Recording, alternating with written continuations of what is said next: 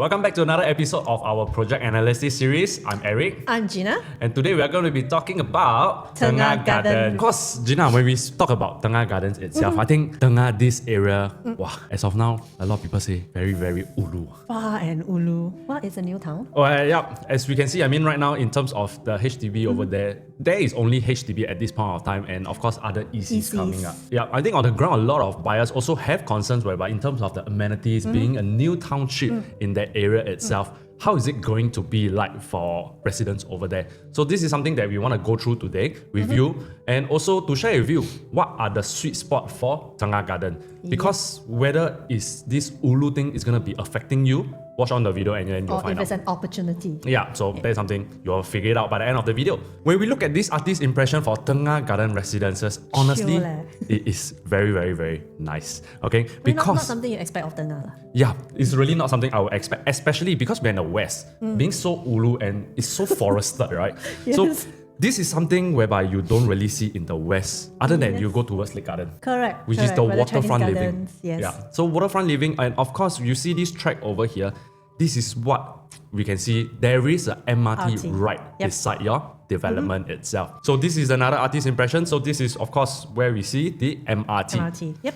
So it's sort of like ulu but yet accessible, right? Correct. But then the uluness also make this whole development project more affordable, I would say. The uluness right now. The uluness right now, as of Correct. today, will make buying into this project a bit more affordable because developer being seller will be wondering, it's a bit ulu. If I put high price, will people come in to buy? Yeah, I think they are also very price conscious in that sense. They are much more competitive in terms of the pricing. Yep. Because at this point of filming, the indicative price has already been out. Yes. So this is something that is very, very exciting for a lot of buyers out there. Now, one of the main reasons why they can do this is because of their lower land bid price. Yes. So about 800 plus. 800 plus per square feet per Yep. plot ratio. Yep. And that is very, very close to the EC land bid price already. So later we will show the indicative prices, but it does look to us that developers aiming at a high percentage sold on booking. Yes, correct, Because correct. it's really very attractive. This particular project itself, it is kind of a mixed development. Why do I say that? Because we do have residential above and we do have commercial on the first floor. So now, this is where you will see commercial shops on the ground floor, and then this is where it is connected with the To the MRT. MRT. As of right now, there are no news on whether who are the anchor tenants, Okay. as well as how many shops, etc. But we know that it will be managed by the developers. Yep. So from the artist impression and also on the model or at the showflat itself, right? It looks very beautiful, very nicely done. It's sort of a curve throughout the whole development. The perimeter, and yes. you are facing out. Very nice. This is the topic that we're going to go through today. Starting off, we of course have the location, followed by the project info. Main thing you want to focus on is actually where is the sweet spot for Tengah Gardens, as well as the supply and demand with the layout analysis, because there are a lot of layouts for Tengah Gardens itself. Ah yes, the tribute a lot. Of course, before we continue, if you have any questions, if you watch this video very blur, feel free to contact any one of us. Let's talk about location now. As we mentioned, Tengah is a new town at the west, just after Bukit Batok. Yeah. The infrastructure, as of now, we also mentioned that it will. It's sort of ulu. Infrastructure is really not that very up yet, right? Not Basically, fully done. But forested now. yes, but then it will mature. It will mature when Eventually, yes.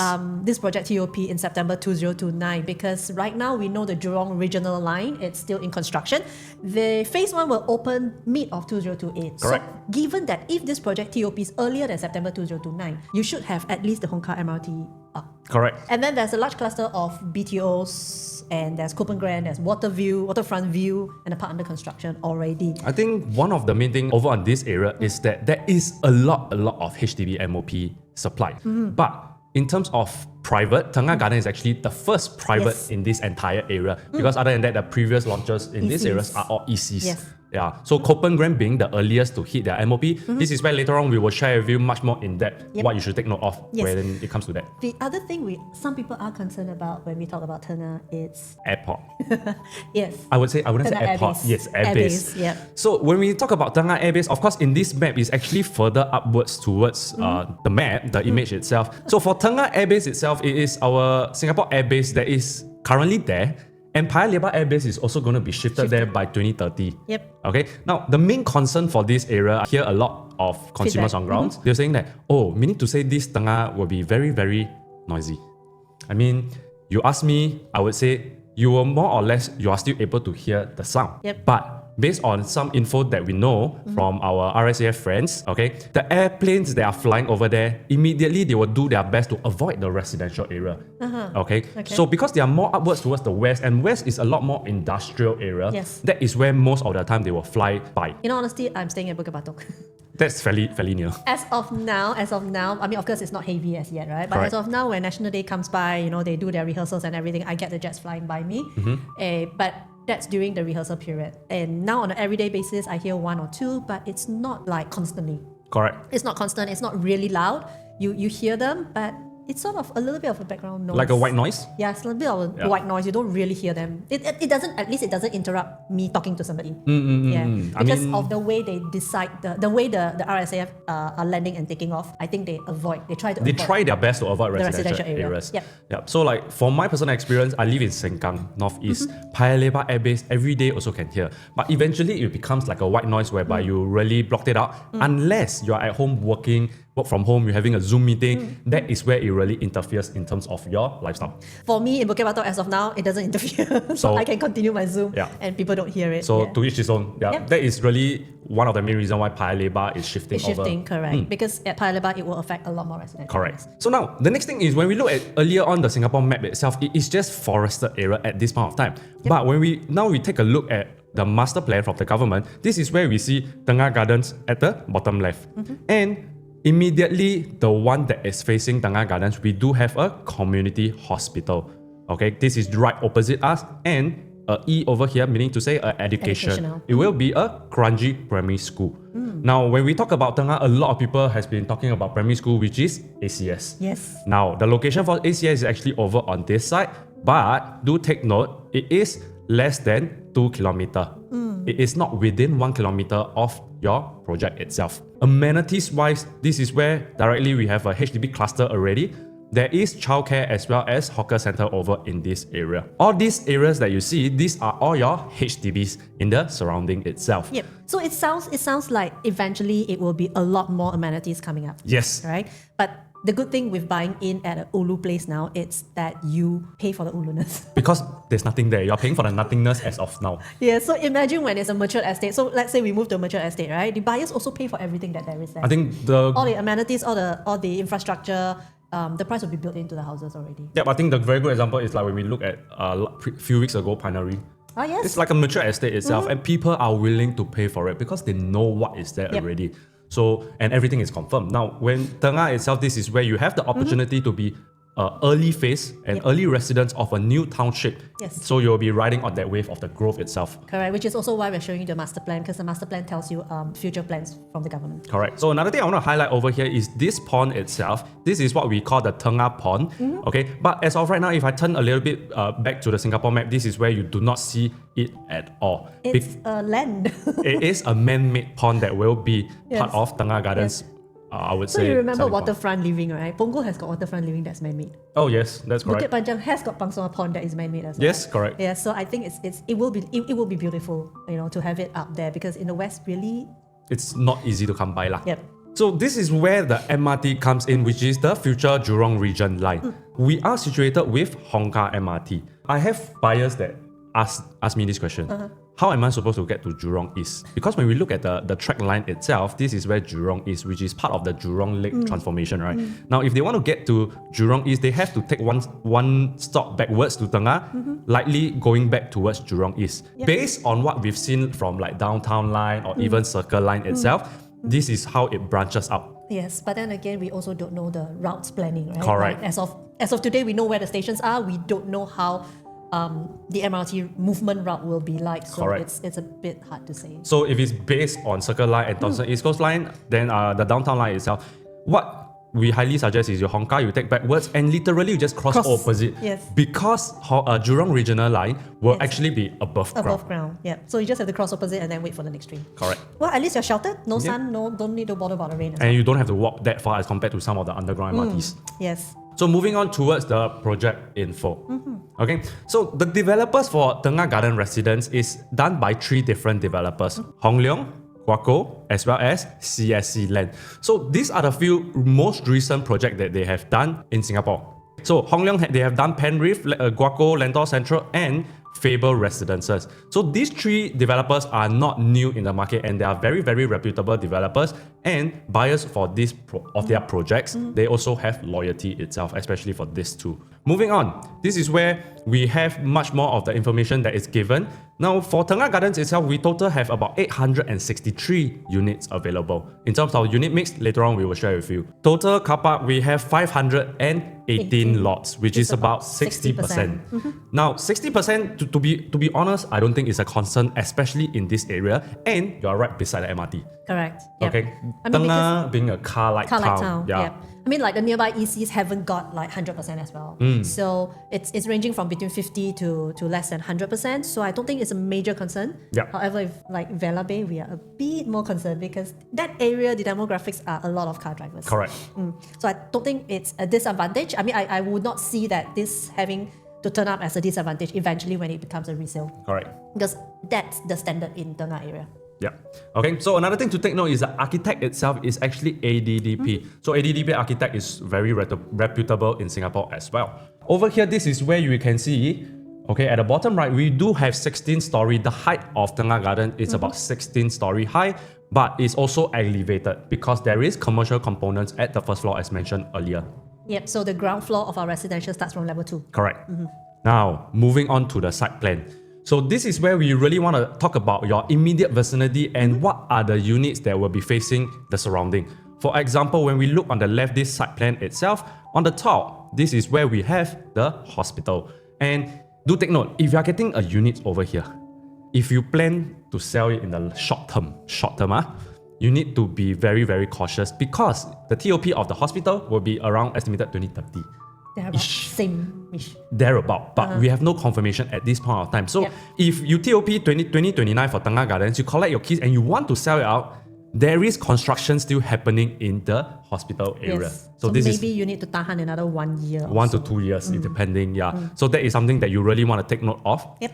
Next thing is we have units that are facing the MRT. Because we have an MRT that is above ground, in order to get a unit that clears the MRT, to be safe, you get 8. Clear the MRT track, 8. 8.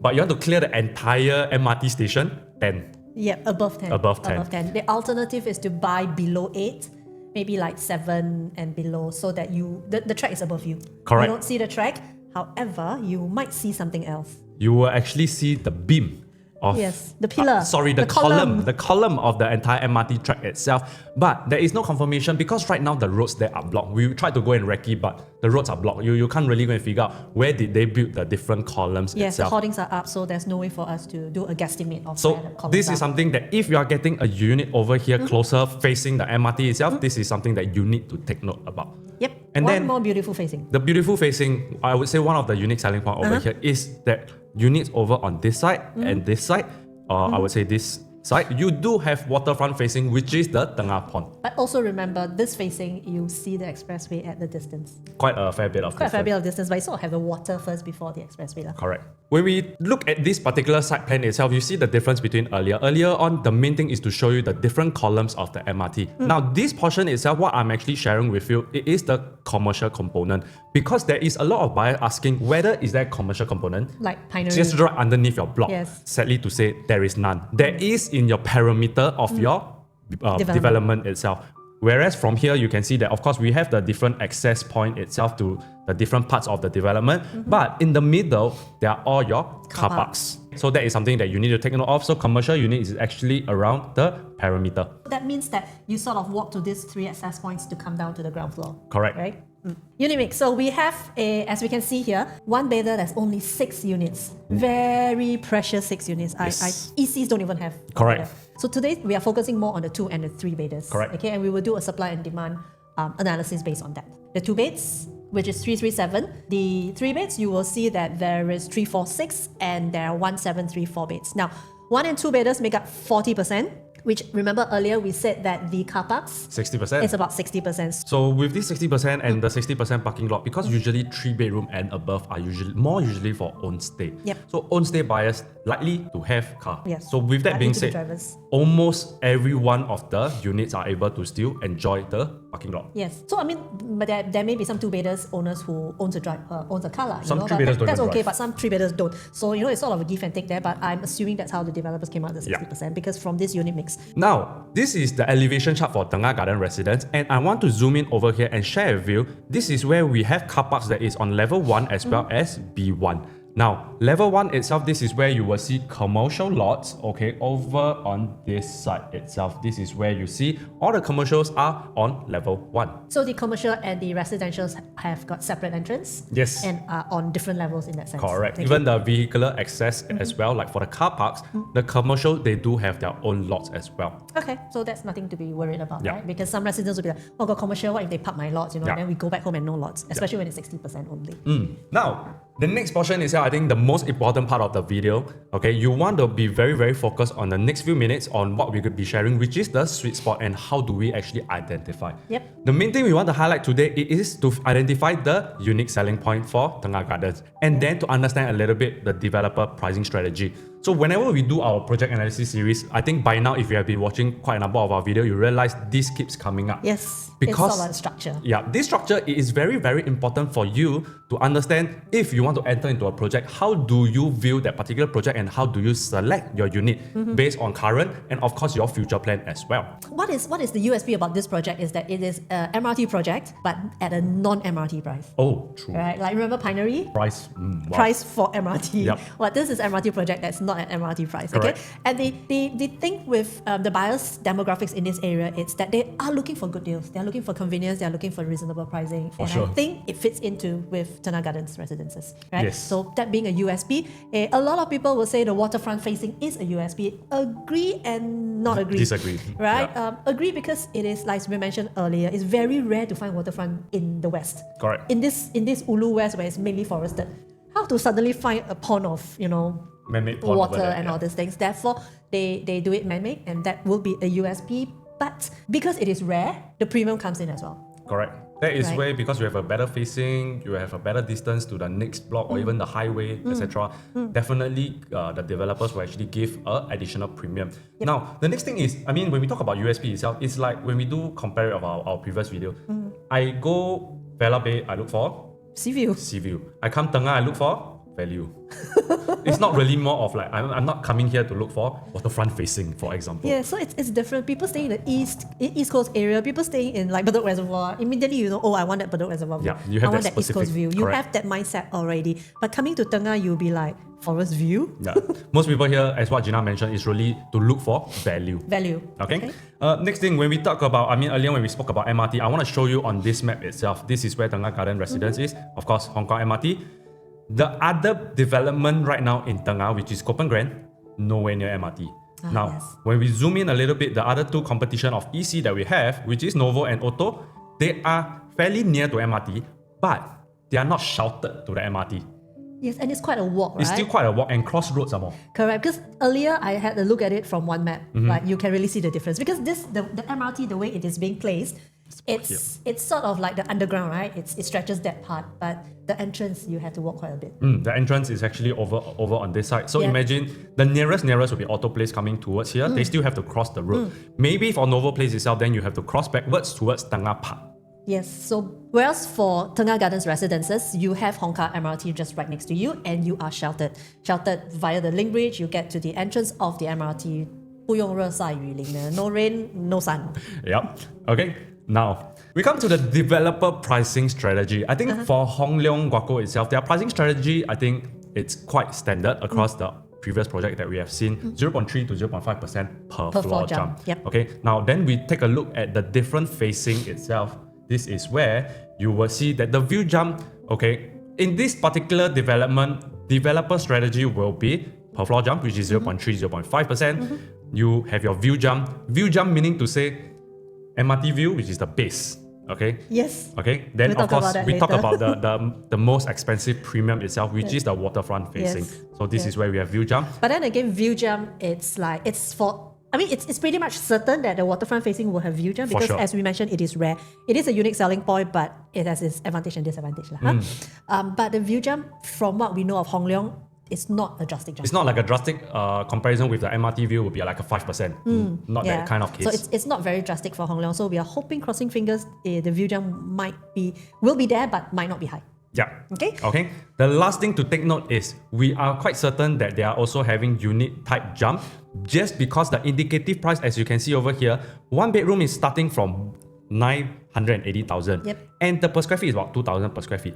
But one bedroom you sort of cannot compare. Because it's only 6 units. It's only 6 units and now, it's one bedder. That is where we focus on 2 to 3 bedroom and above. Correct. But then you see, traditionally, we know of small bedders being the highest PSF. Correct. Right? Whereas the big bedders being the lowest PSF. Correct. But look at the 4 bedder here. You look at the PSF comparison itself, 4 bedroom is actually starting from 2.2 million and the indicative starting from is 2,000 per square feet. As compared to a 2 bedroom over here, it is 1,778 per square feet. That is almost close to a $300 per square feet difference already. Yep. So this is where we said that the developers will actually use these 3 different pricing strategies to price their units on launch day itself. Yep. Right, so if we look at the, as Irene was mentioning about the 4 bed, right, at about 2,000 PSF, 1,007 to close to 1,008 for the 2 bed, why are we seeing them pricing it this way? Eric previously mentioned a 300 difference. In terms of per square feet. What does this 300 difference mean to buyer?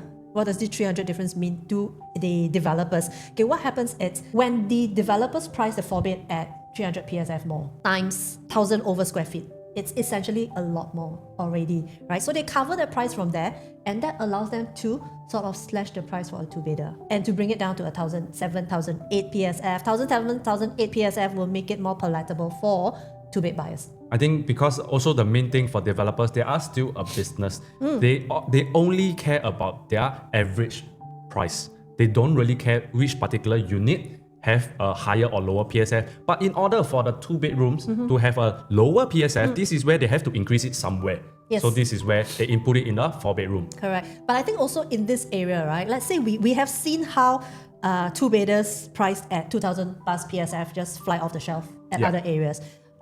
For developers to price it at 1,007, 1,008 here, it seems to suggest that they are not superbly confident of for sure. 2 beds in this area flying off the shelf. So what they will really need is they want to price it so palatable. We talk about the stability of the market. Iran war, US war. This war. So I mean, buyers will also be very cautious. So developers are also cautious because they don't only have 1 unit to sell. This time around, they have 800 over units to sell. And with the 2 bedders at 300 over units, they will be concerned, which is why I think it's actually an opportunity for people who wants to buy in at 2 beds. So we come to the most exciting part, which is finding out the sweet spot of this particular project itself. Now, over here, when we keep emphasizing that buyers over in Tengah are looking for the best value. Now, where is the best value? Because in Tengah itself, we have different facing, as you can see. So the first type of facing, I would say most value, MRT facing, which is over on this side of the development. Now, where we have MRT facing, likely developer know that a lot of owners, they don't really want to have the MRT, and they know that developers still want to move the unit. How can they move it? Basically, price it a little bit cheaper. Okay, now, then the second point comes in. We have this hospital over at the top. This is where you have units over here. Facing the hospital. Alright, so facing the hospital will actually be the second best value. But if you are looking at a unit over there, please take note of your own holding period. Because of the construction. Okay, now for the third, then it will be order closer to MRT but still inner facing. Inner facing. So this is where I'll write inner /MRT. Okay. Now, towards the fourth type of premium, then it will be towards the side as well. Side but yet inner. Inner side. Okay, so of course you are you don't get a waterfront facing, but you're further away from the MRT, but you're still facing in. Correct. So this is where we will see is, I would say, the second highest premium, and of course without a doubt. Okay, let me change the color over here. This particular stack over here, okay, even some at the side, you will see the pond facing. So this is where you will really see the premium to be the highest. But of course, if until now you are still unsure, you are very blur, you can feel free to contact any one of us. Yes, and we are happy to go through any queries with you. Okay, now Right, now let's come to the floor plan analysis. We will start with the one bedder, chop chop, curry pok. There's only 6 units. 6 units. You have no competitors for one bedder because ECs don't have one bedder, your HDBs don't have one bedder as Correct. well. Okay? So this is where in the surrounding, you have none. Yep, and they are all inward facing, ground floor. Any difference in the two layouts? The main difference is really the position, the stack that is different. Yep. So as you can see over here in the side plan, it is more on the inner facing. Some people like north facing, some people like south facing. And remember, you have no competitors at all for one bedder. So if you want it, just go for it. EC's got no one bedder, HDB has got no one bedder. Yep. 2 beds, and we will mention about demand supply for 2 beds. Yeah. Now, in the market, we tend to have this concept that the new launch are driven by investors, right? For 2 beds, yeah? And whereas the 3 and 4 bedders have lesser investors and more own stay. The resale mainly driven by own stays. Why? Because it's new, right? And then it's immediately available. I can just move in and stay. Which is why sometimes resale people are more willing to pay a higher price than a new launch price. But that's a generic, right? Because general buying profile, it's slightly different in different estates. Now, we want to look at what's the problem with buying 2 beds. Now, we are hearing people say 2 beds cannot buy. If not, cannot sell. Because cannot sell. Yeah. Cannot buy because cannot sell. Correct. Right?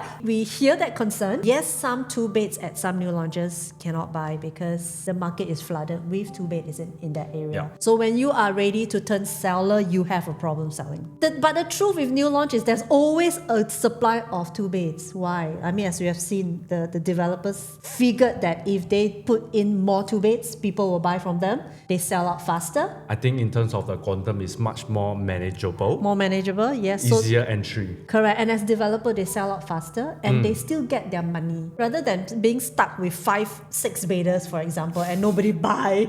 So it's inevitable.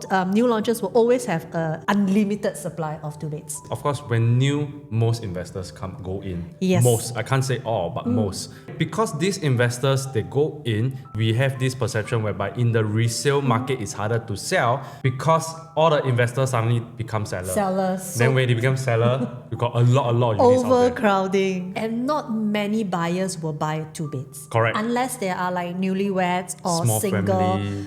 Very small family. But even small family, they tend to think ahead, right? They will go for a 3 bed. minimum 3 compact. Therefore, we have with 2 beds a high supply and a low demand issue, creating this gap, which is a perceived problem with 2 beds in the market. Now, how is 2 bed in Tengah Gardens? When we talk about 2 bed in this area, and looking at the indicative price that we have indicated, I mean, developers has already 2007 indicated. 2008. So with that itself, it really gives a lot of opportunity for investors as well. The supply in the entire Tengah area, closest comparison, Kopan Grand, which is an EC, 11 units only, which is rare. Now, then we look further out. This is where we have these 2 developments over here, Lumina Grand as well as Altura. ECs as well? Zero 2-bedroom. Yep, zero supply. The closest supply that you have is actually at Le Quest. But Le Quest already TOP in 2021. Meaning to say, by the time 2029 comes by, 8 years it will be about 8 to 9 years old already. Whereas Tengah Gardens is still fresh. In this area, if you are looking for a 2-bedroom, this is where we can see that there is an opportunity because number one, developers are being cautious with their price. You're starting from 1,007. Yep. Okay. Secondly, when you want to exit in future, there is no other competition. Minimal. Very minimal competition. I mean, rather compared to yourself. We have 337 2-bedders versus outsiders. So I think outsiders, not so much a concern. It's just internal competition. When we talk about internal competition, this is where unit selection is really very crucial. Yeah, very crucial. The next question is, when we exit, is there enough demand to actually so-called exit for 2-bedroom itself? Now we have a lot of HDB over there in terms of the supply. This is where we can see for this chart itself, they are all 3-room BTO. They will MOP just within 2030 is close to 1,003 supply. Now with that itself, that will be a likely chance of them actually upgrading. And by 2031, you have close to 1,750.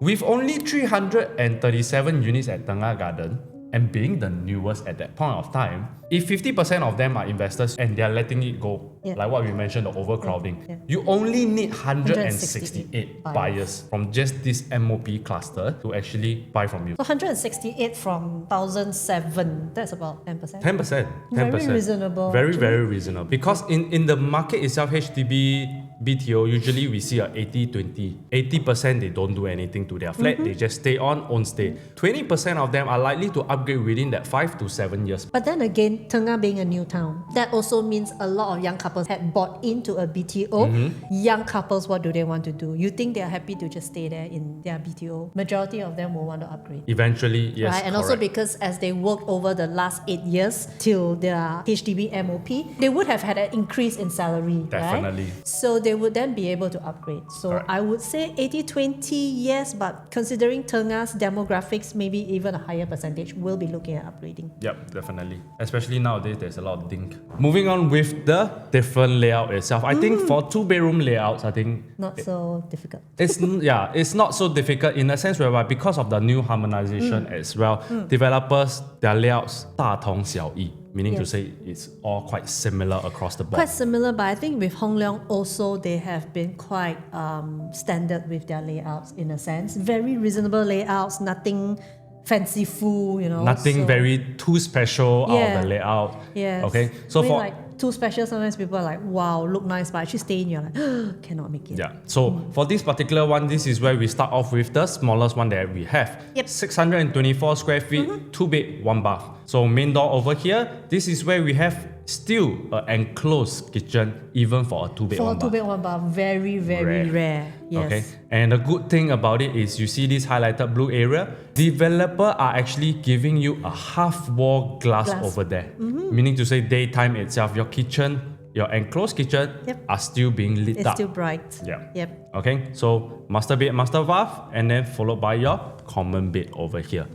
You have got hospital facing, MRT facing. If you are financially constrained in your budget, this is where then you can consider 2 bed, 1 bath. If your budget can stretch a little bit, you want to consider 2 bed premium, 2 bed, 2 bath, a little bit better. The two different layout over here, 657 square feet and 667 square feet, about 20 square feet. Not too much of a difference. But similarly, what we see is we have enclosed kitchen for the two different layouts over here, bedroom and bathroom with the living and dining right in the middle. I think nothing out of the norm. Okay, so in terms of the different layout itself, you want to take note, 657 is the one that you are viewing. Hospital facing. The rest, we are all getting the inner facing. Okay. So for investors coming in, we will suggest you to get the 667. Very simple reason. If you collect keys, the hospital is still under construction. You're going to have a hard time selling your unit. You're going to have a hard time renting out the unit. And since the size isn't too huge difference,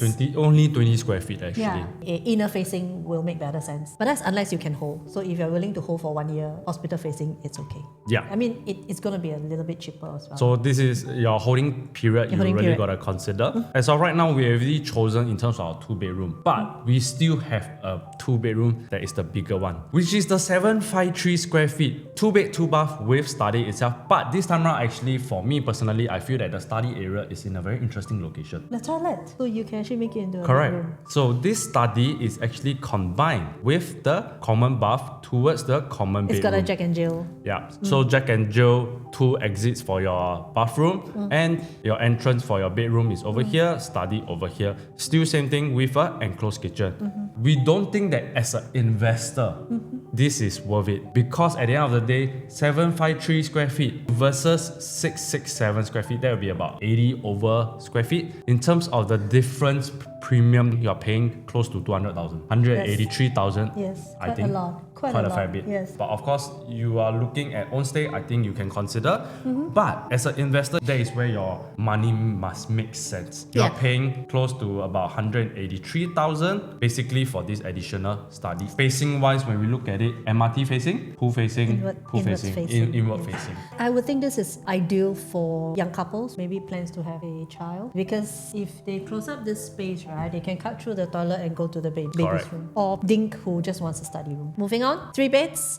We know that Tengah is expected to complete seller stamp duty, what we call SSD, in 2030, Yeah. right? Even though it TOPs in 2029, SSD completes in 2030. And let's look at who we have as competitors around, okay? Very, very important. And because with 3 beds, investors, you look at your exit strategies, you look at when you exit. For people who are staying in, you can pause this video, you can go and do something else and you come back, because people who are staying in, you are not as concerned about when to sell, right? But investors, please listen in. 2030 SSD completes, that's when you can sell without having to pay the government extra tax. You have Copen Grand MOP in April of 2030. Copen Grand has got 423 units of 3 bedders, which then means you need to either sell together with them, compete with them, Or you wait.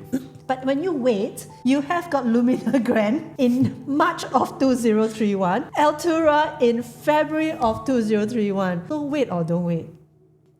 Wait. Wait for after that. But because if you wait for after that, then we have got Novo Place, Otto Place, and Senja Close coming up. This is a summary. 2030, basically I would think sell before February of 2031. As Before investors. Altura. Yeah, You can still compete with Copen Grand. Yes. But you don't wait. If you wait for Altura itself and then you suddenly have another Lumina Grand. So that this It will take over a while. here is about 400, plus Copen Grand 400, plus ourselves is like 340 something. So that is a lot of competitors. Then again, don't forget, you still have to cater in terms of own stay as well as investors. Not 100% of them will come in, but let's just say 50% comes in is already quite a fair bit of supply already. Correct. So what we are trying to say is avoid unnecessary competition. If you're an investor, once it TOPs, you complete your SSD, you have to try and sell by end of 2030. Now, Copen Grand, I'm not worried and not as worried with Copen Grand, because Copen Grand, remember, easy. Somebody has stayed in the house for the last 5 years. You are coming out as fresh, clean, new. So this is where, as a resale buyer at the point of 2030, they are sure to consider these different facts. So of course, if I really just want a new, this is where I will really consider Tengah Garden. I would think in Singapore, right, we have the culture of everything must be new.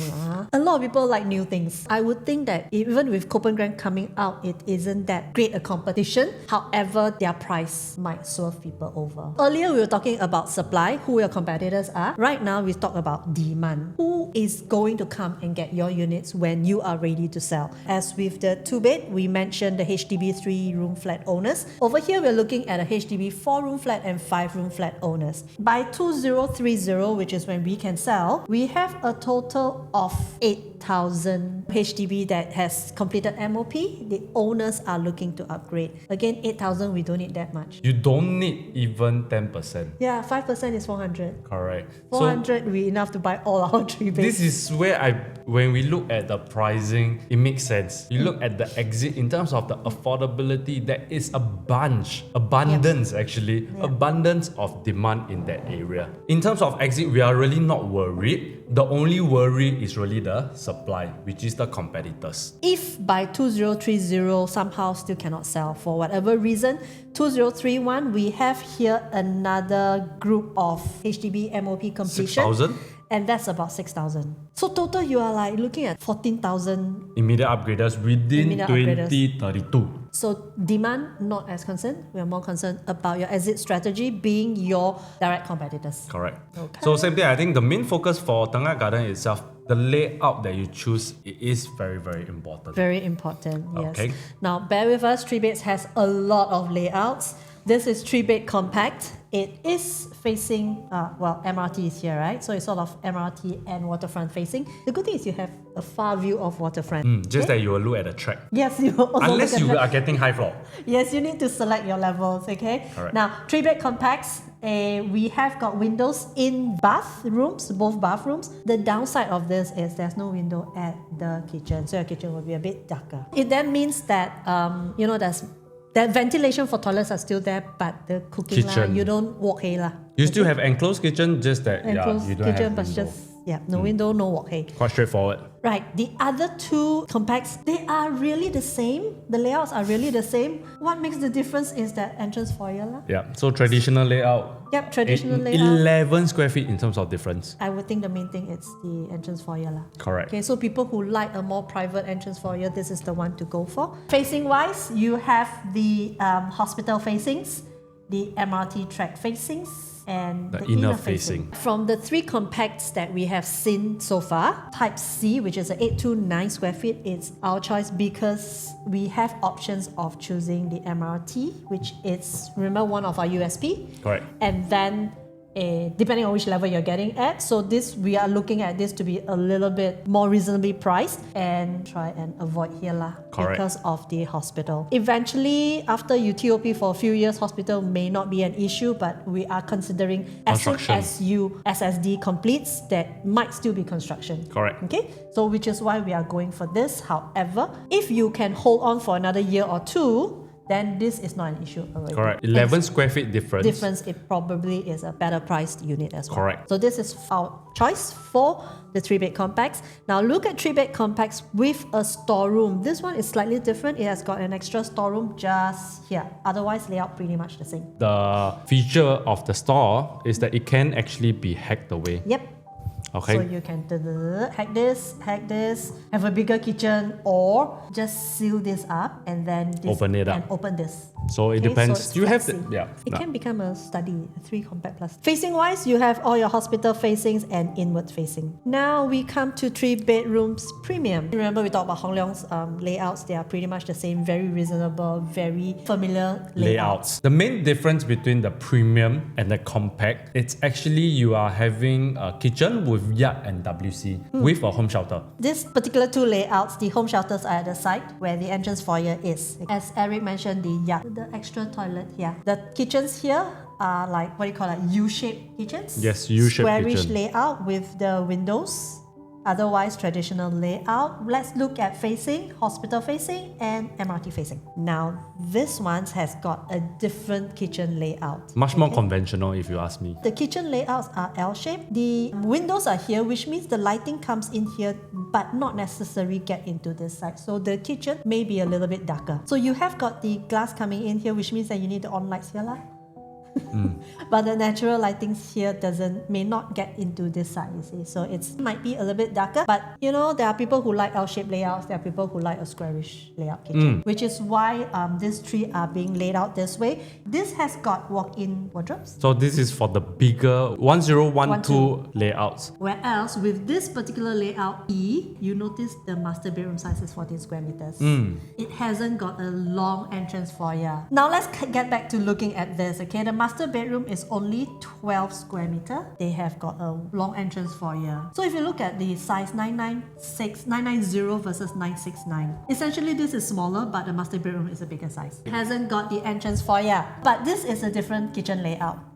Whereas the 1012s here have got the L-shaped kitchen layout, but it gives you the walk-in closet. Okay, these 3 units, interestingly, within the same block, it has got hospital facing and the inner facing. So our top choice Ta-da! is 1012 inner facing. When we talk about this bigger bedroom type, is a lot of own stay buyers. Yes, Own stay buyers most of the time wouldn't want to be facing hospital. I don't know how to say this, but very typical Chinese don't want to be facing Correct. hospitals. Okay? So inner facing itself, this is where I would say that it is better, and you have that walk-in wardrobe and a much more functional, conventional kitchen. With the L shape instead Yes. of a U. And in consideration, if we look at this, right, your distance to the next block is relatively is far far. versus your distance to the hospital. So I would say distance-wise, thereabout, same. Thereabout. So this is our option. The next is 1023 and 1033. Again, we turn up with a entrance foyer that's big. The kitchens are slightly different now. It's sort of L-shaped still, but the home shelter is placed differently. It is not at the entryway. Not at the entrance anymore. Yeah, okay. correct. So home shelter is sort of placed in the kitchen now. This has got L-shaped wardrobe. whereas this wardrobe, it's rectangular and it has got a window. This hasn't got a window, obviously. So depends on what you prefer. Otherwise, everything else is pretty much standard. If you really want a bigger layout instead, then we will be choosing this K, which is 1033. One of the reasons is also because there are more options. For me, it's because the master bedroom, the wardrobe itself, plays a very big part. Yes. On the left side, you see that it's an L-shaped wardrobe without window. The unit that we have selected, 1033K, okay, this is where you have walk-in wardrobe still, and you have a window, better lighting. While I feel that this is space saving. Very hard to retrieve things from an L-shaped wardrobe. Yes. Very, very hard. It just feels small. So I think at the end of the day, for the 3-bedroom premium itself, why do we still choose 1012? Because when we compare the square footage with the smaller size, it's just 22 square feet more, which means to say possibly it's about 40k difference. But 40k difference itself, you are getting a much more proper walk-in wardrobe with window. And in Tengah, you're getting the kind of luxury that is often seen in the East, but now in the West, in Tengah itself, right? 40k for a walk-in wardrobe, why not? Unless it's value for money. Unless it's like 150, 180,000, then that is where you really have to reconsider your choices. I would think anything past 80k, I wouldn't even think about it. So with 40k, this is why we are going for this. Again, value for money. Yes, definitely. Alright, let's move on to the 4-bedroom layouts. Over here, you can see that we have the 1130. What is the difference? Actually, you need to look in the closer picture because for the 4-bedroom, it's straightforward. But the main difference is on the B side, 4B, you do see that there's this edge over here. Actually, this thing also turns up in the 3 beds. If you look at the 3 beds comparison, it doesn't make a huge difference, but some people have got preferences. So in terms of their perception of the entire unit itself, like when we can see, I zoom in a little bit for A, you do see that the dining feels a little bit wider. Whereas when we go towards this layout, this sort of feels a little bit tighter. Yeah, so this is something that you have to take note of, but in terms of the sizing, they are all the same. And we only have 2 stacks of it. 1 stack of A, 1 stack of B.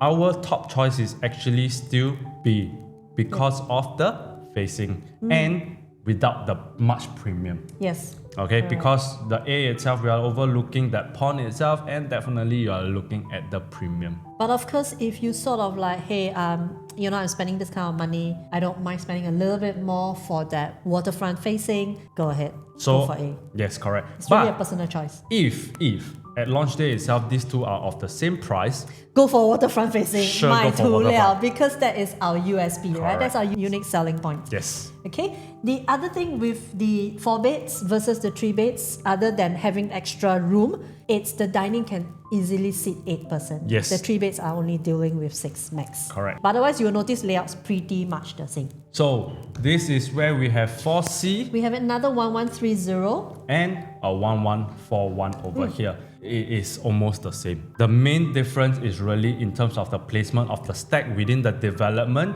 So moving on towards the 4-bedroom premium itself, this is where you see the sizing really different. Yes. Because we do have the 1259, 1249 and 1249 over here, EFG. Okay, other than the stack differences, one of the biggest difference that you will find is when I zoom in a little bit, you see that we have an additional toilet. And basically, bedroom can connect to this bathroom and another bedroom over here.